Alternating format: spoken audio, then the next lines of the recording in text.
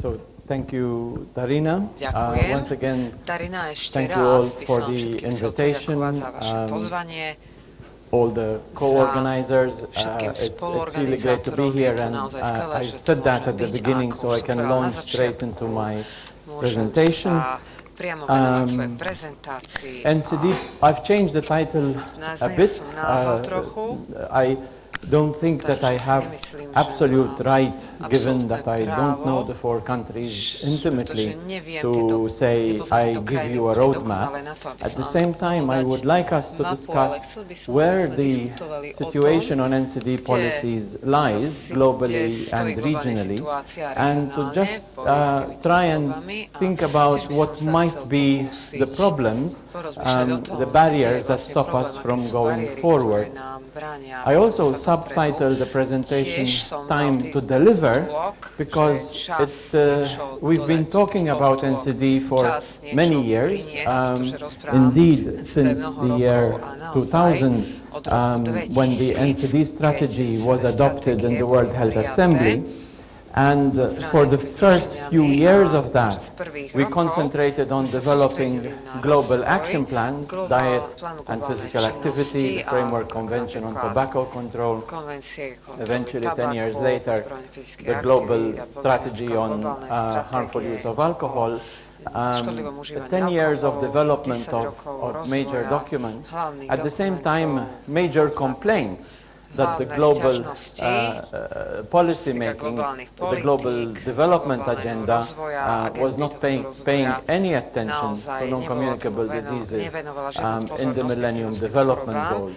And so I start with this, with something that happened last Friday, that finally, after a couple of years of intense debate, the successor goals to the Millennium Development Goals were adopted by the UN General Assembly, and here they are, 17 global goals.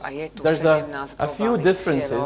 Some are possibly a bit going to be problematic in the coming 15 years. It's very inspiring to have now agreed on global sustainable development goals. There are many who would say that we now have too many, with 17 goals and something like 160 targets underneath them. It does represent a major agenda.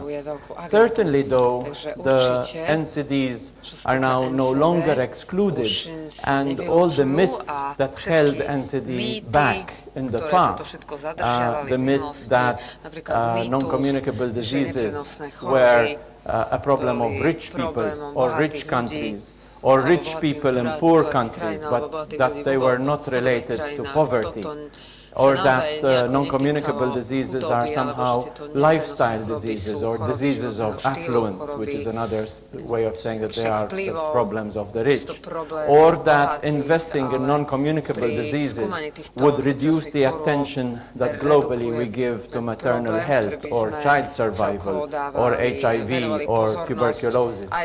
And over the past 10 years, 15 years indeed, we have overcome each of these objections, and now under Goal 3 of the Sustainable Development Goals, we have a series. The goal is too long to fit on one slide, but I have selected some text and highlighted some phrases so that you can see that now firmly entrenched in not just WHO's program, but in the global UN program, we have very strong attention to premature mortality from non-communicable diseases, mental health and well-being, the harmful use of alcohol, mortality from road traffic injuries, universal health coverage, links with pollution, implementing the Framework Convention on Tobacco Control as appropriately in all countries, and providing access to medicines for all. An ambitious agenda, and one certainly that whoever has been involved in the NCD advocacy over the last decade has a lot of reason to celebrate. Of course, we have had in the past 3 years, the adoption of Health 2020 in Europe, a global action plan and a global target that were very well, a global set of targets that have been very well described by Iveta and Darina in the presentations before me. Maybe focusing a bit beyond that is that after these global and regional instruments were adopted in 2012, last year the UN General Assembly asked where are we going, what progress has been made since 2011 when we adopted the UN Political Declaration on Non-Communicable Diseases, and they agreed that these 4 time-bound commitments would be adopted by all countries, and that by the end of this year all countries should have adopted national targets for the reduction of non-communicable diseases, and that they should have adopted multi-sectoral policies. By the end of next year, that they should show progress in the reduction of risk factors and in the strengthening of health systems. I link this very much, for example, with the example that Darina gave of the commitment that we have to do a health systems assessment in the next biennium for Slovakia, Hungary having done this the year before, the biennium before. Also, 2 weeks ago, it's been an interesting fortnight for anyone working in non-communicable diseases. We accumulated in Vilnius the last 2 action plans that give us in Europe a very good and broad mandate on what we should be doing for the reduction of non-communicable diseases. And at the background of this is the visual identity of the action plan on non-communicable diseases, which we adopted in 2011, and then the 4 covers illustrate the adoption of the European Action Plan to reduce the harmful use of alcohol, the European Food and Nutrition Action Plan, and 2 weeks ago in Vilnius, the adoption of a roadmap to strengthen the implementation of the Framework Convention on Tobacco Control. And we became, again in Vilnius, the first WHO region to have a physical activity strategy that was purely focused on physical activity, not physical activity as a chapter inside a broader nutrition strategy, but one that, so now with these 4 documents and the underlying NCD action plan, we have a fairly broad and evidence-based mandate. And if we go back to that action plan, we find a common pattern. I won't be going through each of the action plans, I'll just focus on this one.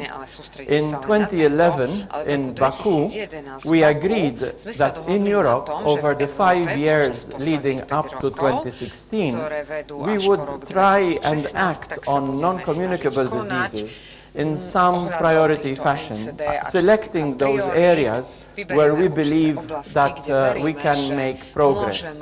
Indeed, when I presented this document, this table, to the regional committee, I said, I am presenting to you an action plan that can fail, that in 5 years' time, when I come back to you in 2016 and talk about the progress that we have made, I will be held accountable as WHO and you as member states, because the actions are so specific that either we did them or we did not.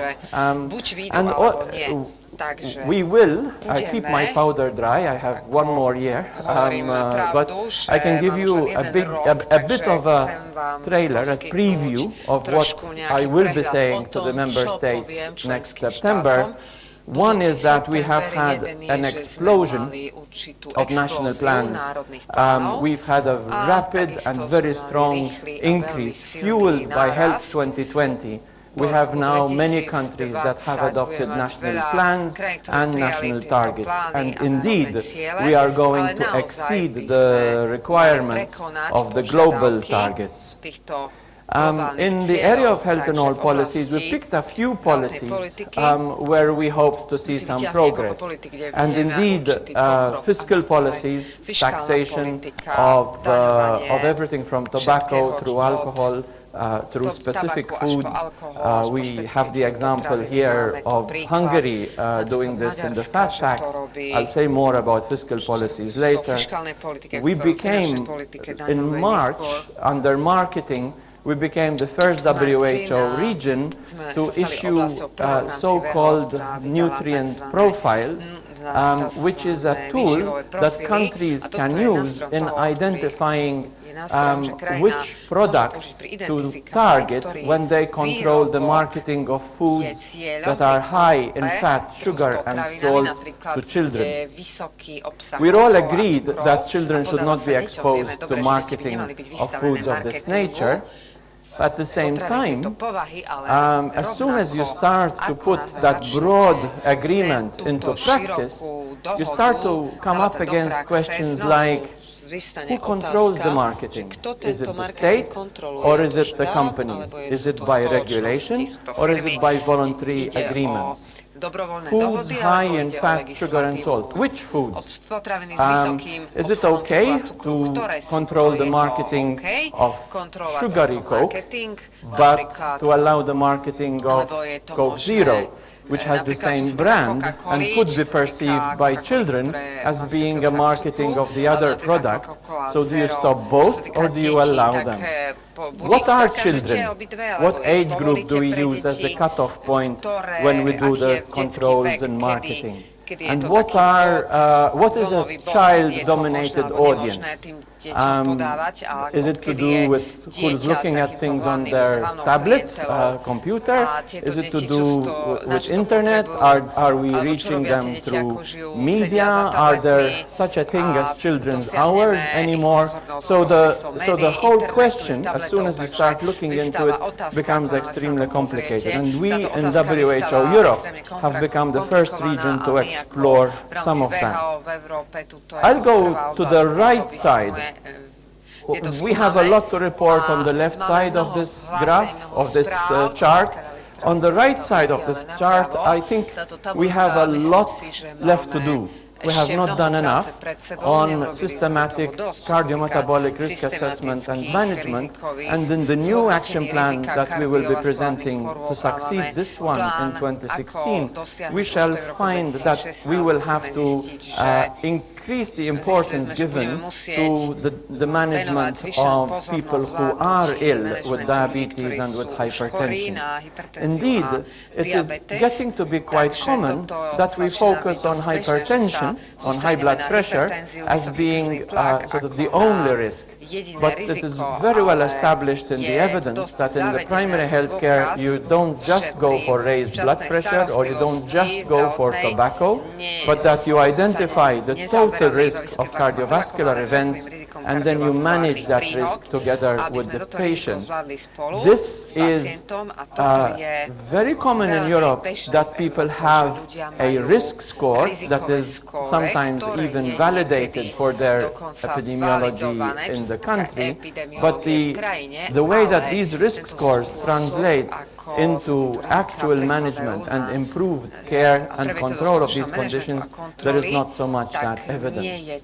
Also, under the early detection of cancer, we are seeing more in Eastern Europe in this case than in Western Europe, but to some extent it is very common.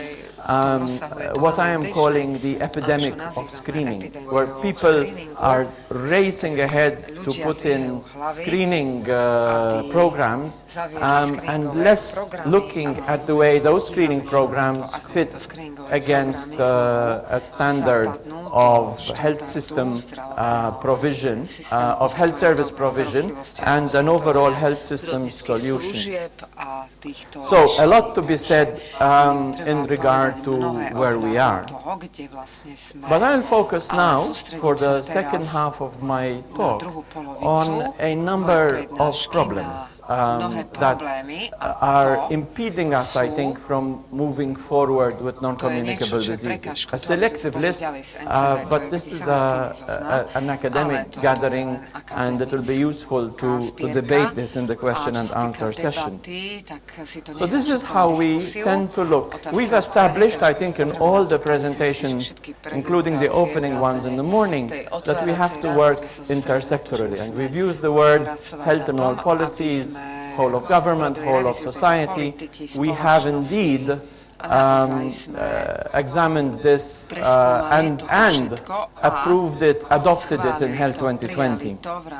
And our theory is that somehow we are going, if let us say the green circle is the health sector, and we want to work with other sectors in developing health and all policies, we go to that sector, we understand their language, we develop win-win situations, we shake hands, and we find those solutions where working in the other sector, we achieve the ends and the requirements of health. In reality, it looks more like this. In reality, there is very little common ground as soon as you bring a group of sectors together. The cuts and thrust of politics and business and the interests of individuals and the objectives, sometimes good objectives. So is the agriculture department about promoting healthy diet, or is it about generating revenue? The two, of course, can go together, but very often the two are opposed. And working on that with the agriculture is a great challenge. At the same time, you have to work with trade, and you have to work with finance. And pity the poor health policy maker, where trying to find the common ground is more like trying to juggle too many balls in the air than the reality of achieving health in all policies. And this is an extremely important problem in the Europe of today. If we look at the risk factors, we like to think, and we show the rest of the world what great achievements we have made in reducing mortality, at least from circulatory diseases in Europe. But if you look at Europe, it is the highest global consumer of alcohol. Although we talk about harmful uses of alcohol, and some, including in Darina's presentation, we have spoken about the potential beneficial uses of alcohol. In reality, the level at which we drink alcohol in the V4 countries is very far from having any beneficial effect. And indeed, we can forget, we can almost look at the use of alcohol as the harmful use of alcohol, and the two are equivalent. The reality is that the policy priority is not to give in to the language of the alcohol industry, which is very strong in these parts of the world. The beer producers, the alcohol producers, strong voice in politics and in revenue, and it is they who have an interest in promoting language such as responsible drinking, which means if something happens to you from your drinking, it's your fault. You've been irresponsible. And at the same time, these behavior-focused approaches forget the fact that it is control of marketing, control of price, control of availability that is the effective policy change that we need to make. In Europe, we have made a lot of progress on tobacco, but we still remain the region with the highest overall tobacco smoking among adults in any WHO region. This slide is actually the one from last year. There's a new one for this year. Our ranking and our number has remained the same in relation to other regions. If we look at overweight and obesity in Europe, we have recently done estimates of how obesity and overweight are going to develop over the next 15 years, the period of the Sustainable Development Goals. We hope we are wrong. Indeed, many have said that we are. But the current data is enough to worry us. Each red bar in this circular bar chart is an indication of a country that has more than 50% of its adult population being overweight or obese. The four circles are there to make it easier to identify the countries present at this meeting. You're not alone in this case. The whole of Europe is getting fat, and it will far overshoot the global target of leveling off on tobacco, on overweight and obesity. Overweight, tobacco consumption, alcohol consumption, they are issues of consumption. Yes, of physical activity, but of food, of tobacco, and of alcohol. And immediately one starts to work in the health and all policies arena on any of these commodities, one comes up against the fact that whether we look at the west or the east of Europe, the discussion is on economic and financial crisis. And we like to talk about health and all policies. And indeed, Europe invented this term in 2006 in the Finnish presidency of the European Union. At the same time, even in the European Union, if you go and face the debate with health and all policies, you get back trade and all policies thrown at you. And in the discussions on whether TTIP is or not going to harm health services, whether it's going to control, whether it's going to influence the consumption of unhealthy commodities, whether there's going to be a clash between business and health interests, is very much part of the discussion that we are seeing, and indeed some public health discussants have come out with severe criticism of the current process. So I do not say here that public and private must fight, or that business and industry are only a part of the problem. Yes, they can be part of the solution, and we have examples of where, for example, in the area of salt reduction, we do see a number of examples where voluntary and regulatory approaches work together in some countries to reduce consumption very clearly. But at the same time, the state cannot give in to the market and assume that the market is going to protect the health. The market is not a public health agency, it is only the state that does it. We have had some examples of successes. Commissioner Borch, the previous commissioner, is here holding up a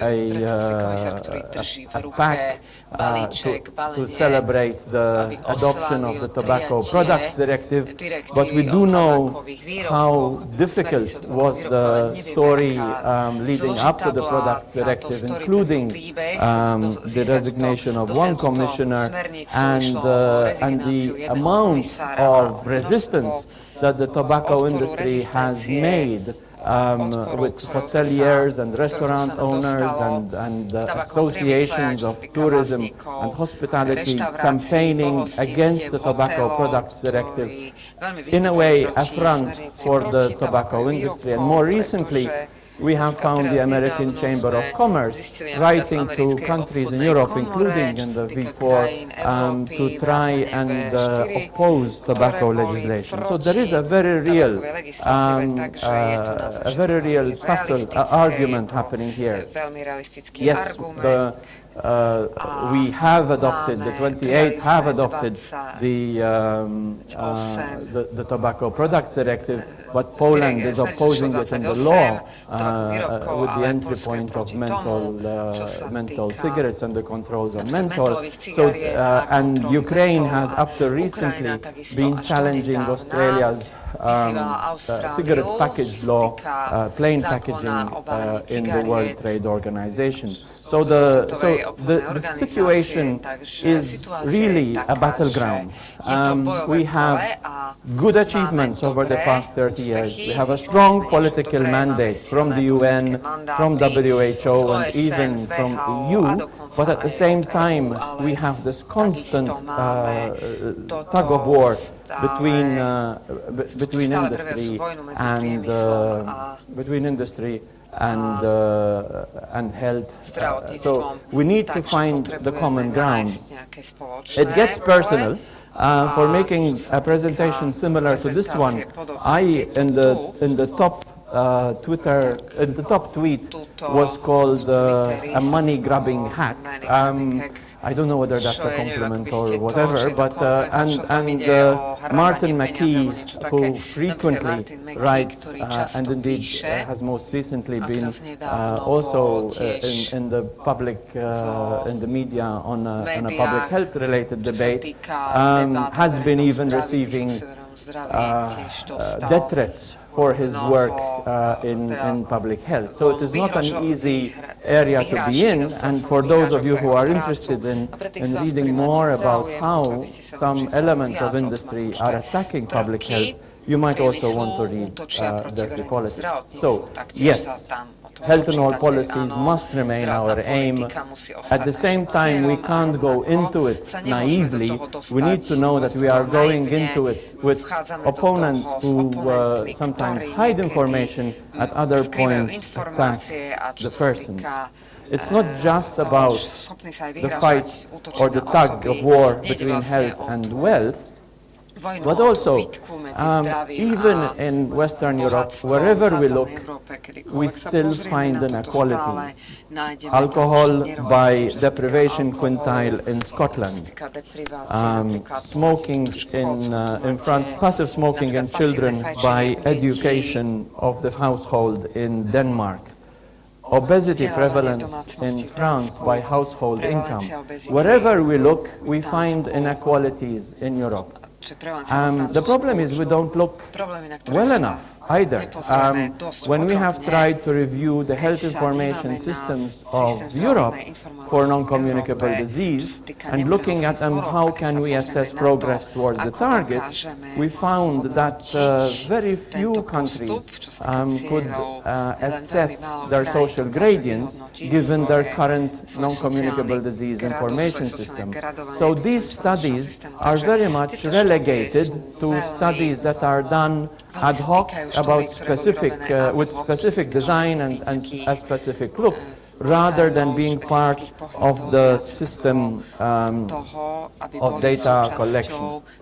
If we have such a big problem of tobacco, alcohol, obesity, if we have these tugs of war, how are we doing in terms of implementing policies? You've seen the slide in Vieta's presentation, but I kept it in because I highlight one part of it. So the yellow part is how many countries have adopted the policy, and the white part is out of the 50, each of the yellow numbers should be 50 parties to the Framework Convention. So few have actually implemented, and only half have implemented the measure in the Framework Convention on raising tobacco taxes. Similarly, here is a range of nutrition-related policies. The ones at the top, in case you can't read them from behind, this one at the top is labeling with nutritional information. At the bottom are measures to affect food prices. So up there, it's labeling with nutritional information, giving people, the consumer, how many nutrients there are of certain types in this food product. But at the bottom is labeling with signposting, for example, with traffic lights, to suggest that this product is harmful or could be better replaced by something that that is more green than red. So labeling as information is very common in implementation. Labeling as signposting is very rare. It is quite clear that at the top are information persuasion policies, where the governments are trying to tell people how to make the right choice. At the bottom, least implemented, are those policies which help them make the right choice. Again, I highlight price here as being the one at the very bottom. And in the area of alcohol, in this case, I'm not covering all the 53 member states, but only the European Union plus Norway and Switzerland. So the denominator is 30. So over the 5 years ending 2011, you can see which policies became stronger and which became weaker and which were left unchanged. As you can see, public awareness is, yes, growing stronger, but issues such as influencing or strengthening affordability, measures on affordability were strengthened in some countries and weakened in some others, and clearly coming low down in the list of political priorities. Health and all policies, but the policies that really work are the ones that are among the least implemented. And this is partly, I'll just show you the slide, not discuss it. This is partly why. If you want to enter the debate on raising the price of tobacco or alcohol or specific foods, as colleagues from Hungary, for example, have already done, it's not just a matter of saying, I have the public health evidence, but it's also a matter of being able to make tax and law-related arguments. You need to discuss elasticity, pass-through effects on revenue. So if you raise the price of tobacco, will that price increase be reflected in the retail price that the consumers have to pay? In some commodities, like alcohol, that is sold in a restaurant or a bar, they can absorb that price increase, and the consumer would never notice it because the alcohol is already very expensive. In other places, such as the taxation of soda, the amounts are so small that, again, the consumer would not be able to see the difference. So I told you I wouldn't discuss the details. Not only what are the tax evidence, but also who is doing what in the area of fiscal policies, and what are the likely social impacts. How will it affect people who are poor? What about the smokers who are addicted but also poor? What happens to their tax, and are you therefore being regressive? The answer is no, because the poor are the most sensitive in changing their smoking behavior when you raise the price. And if you reinvest that money into services targeted at them, then it becomes more like a tax for a service that may increase their access to health insurance, for example, rather than impact them. The reason for showing this matrix is that for each of the policies that I've been talking about, and I realize I'm 3 minutes over time, now I need to race through, each of the policies I've been talking about, it's not just a matter of saying, let's reduce salt, let's control marketing, let's put in an excise tax. It's not just a matter of saying it, but actually engaging with deep understanding of the technical area involved.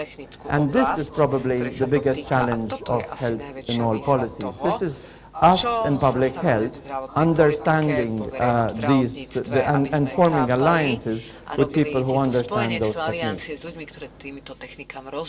I'm happy for you to get this presentation, and when you get this presentation, if you show it and click on this picture, you will be taken to a web page which I don't have the time to show you now. You will be taken to a web page which shows you a lot of moving lines whizzing past on the picture.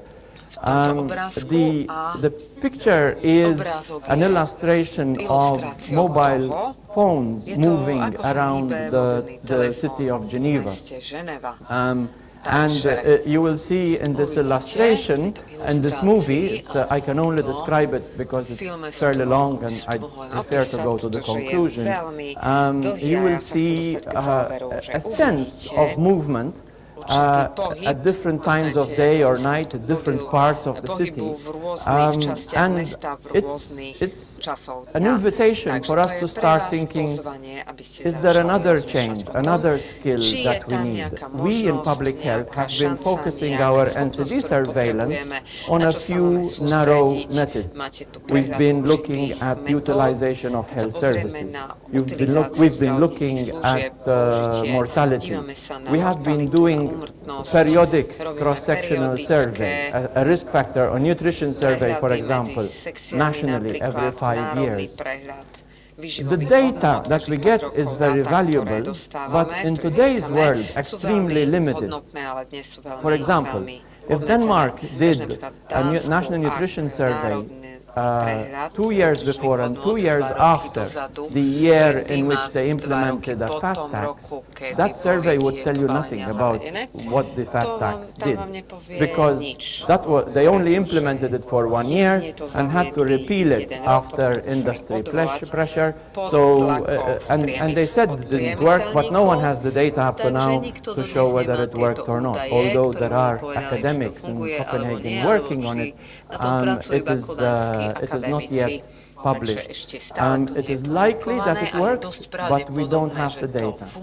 Should we not now, as young people are coming up in public health and and people are beginning to get used to the idea of very large data sets that are used for predictive purposes, not just for analytic purposes, is it not time to now start thinking, can we, with all the data privacy laws, with all the commercial interests involved, but find some ethical route to discover the data sets, mobile phone movements, VAT records, that will help us to get not just 5-year measures of risk factors, but daily or weekly assessment of how the nutrition of a population is varying, or how tobacco consumption is varying by supermarkets around the country.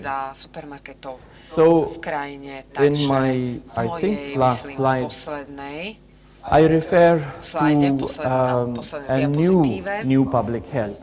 For those who are as old as I am, you may remember that in the late 1980s, after the Ottawa Conference, there was a large group of books that came out, all of them called The New Public Health. It was interesting, they were all very different, but they all had the same title. And I said, what would a new public health today look like? What sorts of things would new public health that wants to respond to today's epidemic of chronic diseases do? One, we need to be economists. We need to understand money. We need to understand the way revenue is generated in countries, the way trade is made, the way trade agreements are built up. We need to make and understand how GDP is measured, how country balance sheets are calculated. These are things that, these are skills that at least some of us need to be aware of. We need partly to be lawyers. Many of the changes that I have been talking about are not changes in the clinic, but they are changes in society that require changes in law. And understanding that those mechanisms, the cycles of parliament, the cycles of government, and being able to intervene at the right moment and to make the recommendations and to back them with evidence and to get the constituencies on board is a challenge for public health.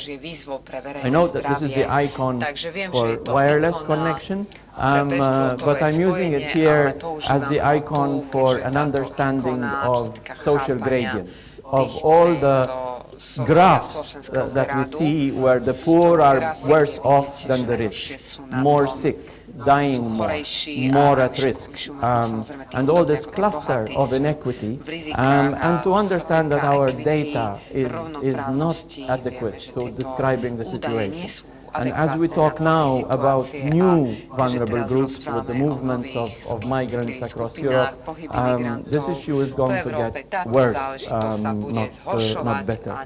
And a final chapter that I would add to the new public health is the Twitter icon, but it is not because we need to be experts in social media. It's nice to be present on social media and to know how to use it well, but also as a symbol of the new epidemiology that could arise if we were able to develop the statistical techniques and the data sources and data sets that give us an insight into the behavior and attitudes of large groups of the population. That was my last slide. Thank you very much. Posledný obrázok, takže veľmi pekne ďakujem.